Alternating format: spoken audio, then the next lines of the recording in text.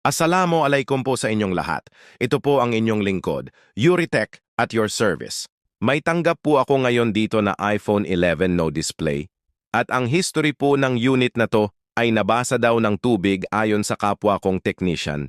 And by the way, ay pasa lang pala ito sa akin ng kasamahan ko sa trabaho. Dumating po sa akin ang iPhone na biyak na ang motherboard. In other words, ay sinubukan na po nilang gawin, but unfortunately ay hindi nagawa, kaya to the rescue po ang inyong lingkod. And as usual, ay bago po natin i-deep diagnose itong unit, ay i-check muna po natin yung basic, kaya nag-try ako ng dalawang LCD to make sure na wala nga talagang display. Dahil baka mamaya LCD issue lang pala ang unit, kaya no display. With this method ay na-confirm kung it is indeed na wala ngang display ang unit. Sa mga ganitong problema may tatlo tayong tinitingnan. Number 1 ay no display dahil no power. Number 2 ay no display dahil walang ilaw. And number 3 ay no display at wala ding backlight. It is very important na tama ang ating nakikitang problema para sa mas mabilis na trabaho at hindi pabalik-balik na diagnosis na posibleng mas magpalala sa problema ng unit.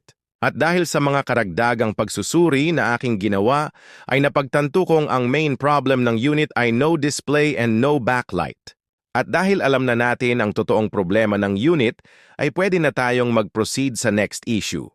At ang current problem natin ngayon ay bakit walang ilaw at walang display. Ano ang dahilan? Yan ang mga katanungan na kailangan natin sagutin sa pamamagitan ng paghahanap ng salarin. At dahil ang issue ay ang display kaya nararapat lang na mag-start din tayo sa FPC connector ng LCD. Ang mga pin ng FPC connector ng LCD ay may mga value po yan. At kapag may hindi angkop ang value base sa schematic diagram ay nangangahulugan lang na may issue ang linya ng pin na yon. Ang tanong, papaano natin malalaman ang value ng mga pin?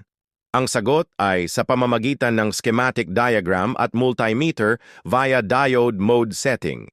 Dito napapasok yung knowledge na dapat marunong kang magbasa ng schematic diagram kahit board view man lang para magawa mo ang ganitong klase ng trabaho.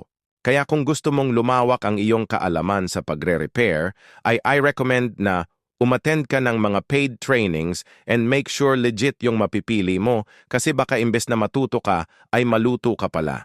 And by the way, kung makikita nyo po dito, ay iniisa-isa ko pong i-test ang bawat pin ng FPC connector para masiguro at malaman ko kung alin sa mga pin ang may problema.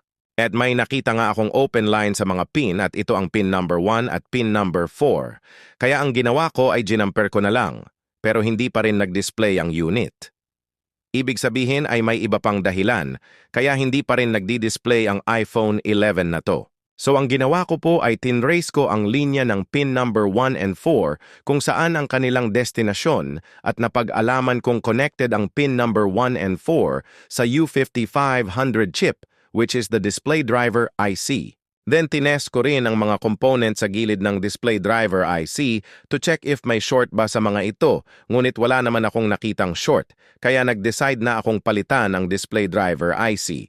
Dahil okay naman ang lines at wala naman short, kaya malaki ang posibilidad na may issue na ang display driver IC. And after kong matanggal ang display driver IC, ay nilinisan ko naman ang board para i-ready sa bagong IC na ipapalit ko. Gamit naman ang donor board na galing sa mga iCloud issue na nabibili sa online ay sinimulan ko na rin tanggalin ang display driver IC nito para gamiting pamalit dun sa tinanggal kong IC kanina. Medyo matrabaho nga lang yung ganitong paraan pero ang advantage naman po kasi kung galing sa unit ang gagamiting piyesa ay makakasiguro po tayong 100% na original yung piyesa natin at mas malaki ang success rate ng ating trabaho. At pagkatapos kong matanggal at maribol ang display driver IC, ay ang next step naman ay ang paglalapag ng IC sa ginagawa nating motherboard. Sa paglalapag naman po ng kahit anong IC ay ang trick ay dapat konti lang ang ilagay na flux para hindi lumangoy ang IC at babaan rin ang buga ng hangin para hindi lumipad ang piyesa. About naman po sa temperature and air ay mag-start po kayo sa 350 heat at air na 60. Ulit-ulitin nyo lang po mag-practice para makuha po ninyo ang timplang swak sa mga pulso ninyo. Wala pong shortcut ang pag-gain ng micro-soldering skill. Kaya kung feeling nyo ay parang walang patutunguhan ang inyong hard work, ay mas lalo nyo pang sipagang mag-practice. Dahil sa practice, the more you fail, ay the more you learn. Sana po ay nag-enjoy kayo sa panonood at the same time po ay natuto sa video natin ngayon. Ako nga po pala ang inyong lingkod, Yuritech, at your service. Antabayanan po ninyo ang mga susunod ko pang video na bukod sa kaaya-ayang panoorin, ay kapupulutan pa ng kaalaman. At para lagi po kayong updated sa mga susunod ko pang video, ay huwag nyo pong kalimutang i-follow ang ating Facebook page at YouTube channel. Hanggang sa muli po. Salamat!